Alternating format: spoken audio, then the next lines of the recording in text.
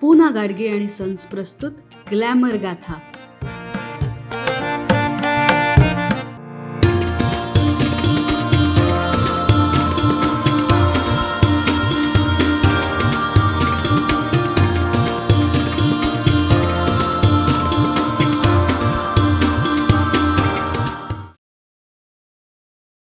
नमस्कार. ग्लॅमर गाथाच्या आजच्या भागात मी चैताली तुम्हा सगळ्यांचं मनपूर्वक स्वागत करते. 1947 साली भारताला स्वातंत्र्य मिळालं, पण महाराष्ट्र मात्र धुमसतच होता. संयुक्त महाराष्ट्राच्या चळवळीने महाराष्ट्र पेटून उठला होता. अनेक हुतात्म्यांनी आपल्या प्राणांची आहुती या लढ्यात दिलेली होती.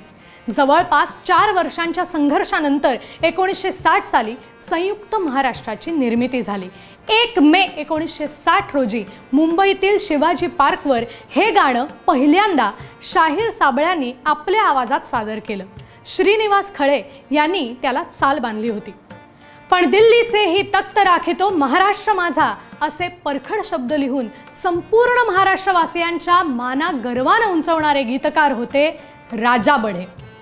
जानेवारी 2023 रोजी महाराष्ट्र राज्य सरकारने जय जय महाराष्ट्र माझा गरजा महाराष्ट्र माझा हे गाणं राज्यगीत म्हणून घोषित केलं. महाराष्ट्रातील गेल्या 5 ते 6 पिढ्यांना हे गाणं अगदी लहानपणापासून ऐकल्याचं नक्कीच आठवत असेल.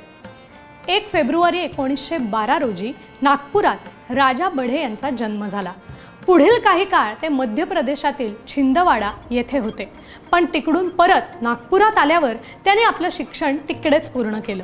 1935 साली मॅट्रिकची परीक्षा उत्तीर्ण झाल्यानंतर त्यांनी नोकरी स्वीकारली.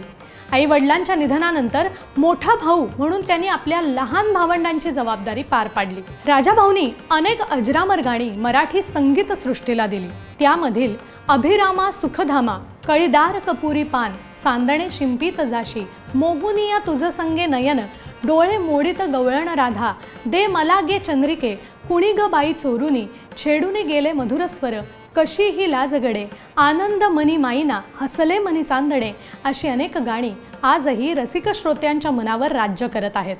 कुमार गंधर्व, पंडित जितेंद्र अभिषेकी, गानसम्राज्ञी लता मंगेशकर, आशाताई भोसले, रवींद्र साठे, गजानन वाटवे, सुमन कल्याणपूर अशा अनेक दिग्गज गायकांनी त्यांची ही गाणी गायली.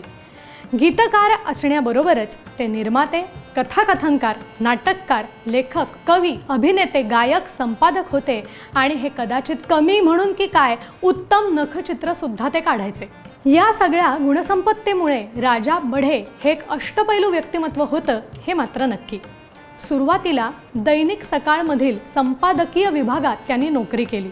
नंतर नागपूरच्या दैनिक महाराष्ट्रमध्ये सहसंपादक, वागीश्वरीच्या संपादक मंडळाचे सभासद आणि सावधान या साप्ताहिकामध्ये सुद्धा त्यांनी काम केलं. कोंडीबा या टोपण नावाने त्यांनी मुंबईमधील विविध वृत्तपत्रात राजकीय वात्रटिका लिहिण्याचं सुद्धा काम केलं.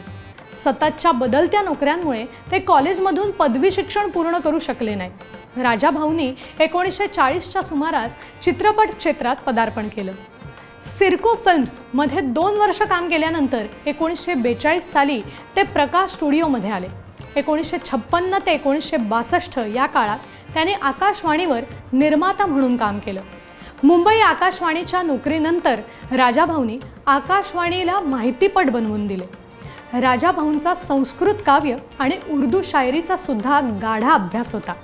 त्यांनी वयाच्या 17-18 वर्षांपासून कविता लिहिण्यास सुरुवात केली. ओहोळ हा त्यांचा प्रकाशित झालेला पहिला कविता संग्रह. यानंतर त्यांनी लिहिलेले वरखाचा विडा, योजनगंधा, वीणा गीते, हसले मनी चांदणे असे जवळपास 18 कविता संग्रह प्रकाशित झालेले आहेत. कविता संग्रहाच्या बरोबरीनेच राजा भाऊनी 4 नाटकं, 9 संगीतिका, 5 एकांकिका आणि 1 कादंबरी सुद्धा लिहिलेली आहे. राजा भाऊ हे प्रखर देशभक्त होते. स्वातंत्र्यवीर सावरकर हे त्यांचं दैवत होतं.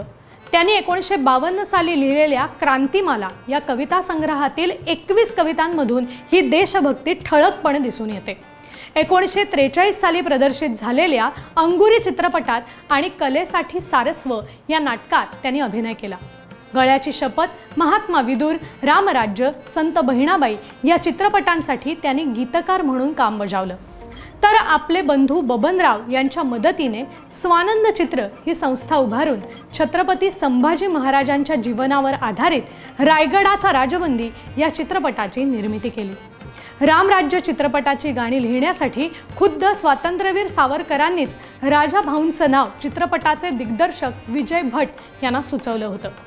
कविता, गाणी आणि गझल या बरोबरीनेच चारोळी हा काव्यप्रकार सुद्धा राजा भाऊंनी समर्पकपणे हाताळला.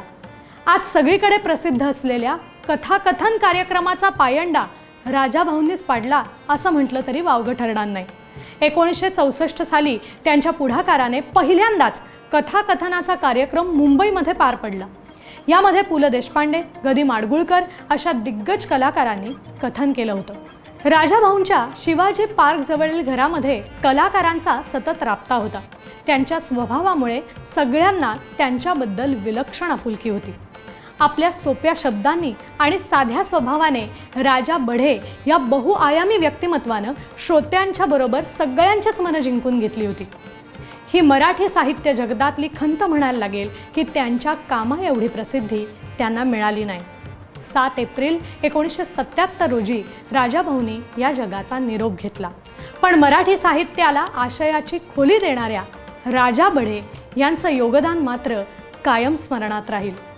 राजा बढे यांनी लिहिलेलं कुठलं गाणं आपल्याला आवडतं हे आम्हाला कमेंटमध्ये जरूर सांगा. आपण भेटणार आहोत ग्लॅमर गाथाच्या पुढच्या भागात. आत्ता निरोप घेतेय. नमस्कार.